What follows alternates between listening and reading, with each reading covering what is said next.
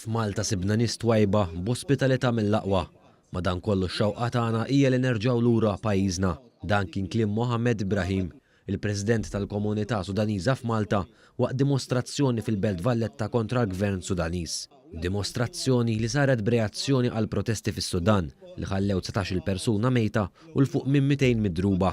Protesti li saru hekk kif il-Gvern Sudaniż għolla l-prezz tal-ħobs. Fid-diskors tiegħu Mohammed Ibrahim iddeskriva s-sitwazzjoni kritika fis-Sudan fejn qal li ħafna kellhom jaħarbu hekk kif dawn l-aħħar 30 sena ħafna ġew imċaħda mill-bżonnijiet bażiċi tagħhom u b'hekk bdew ibagħtu l-faqar. It was a bit tough for people to find bread.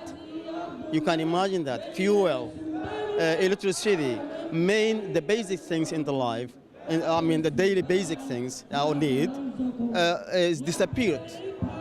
So people went out to say no, it's enough. Is-Sur Ibrahim sostna kif is-Sudaniżi f'pajjiżhom bdew semmaw leħinhom, imma l-Gvern Sudaniż ħasad il-ħajja ta' wħud minnhom b'riżultat li kkawża l-biża'. Later on, the government started to kill the people, as you can see some photos here.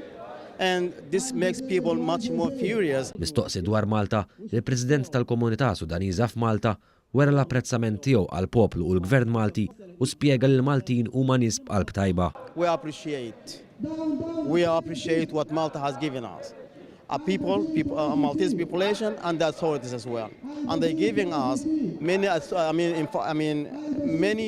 chances to study, for example, for work.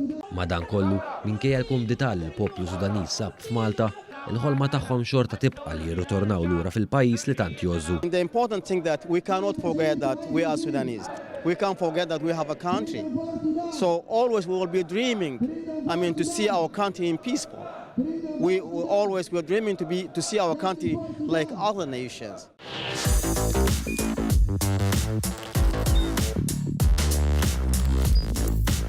Idħol fuq one.com.mt u hemmhekk tista' tara l-programmi kollha li jxandru fuq One permezz ta' One Play.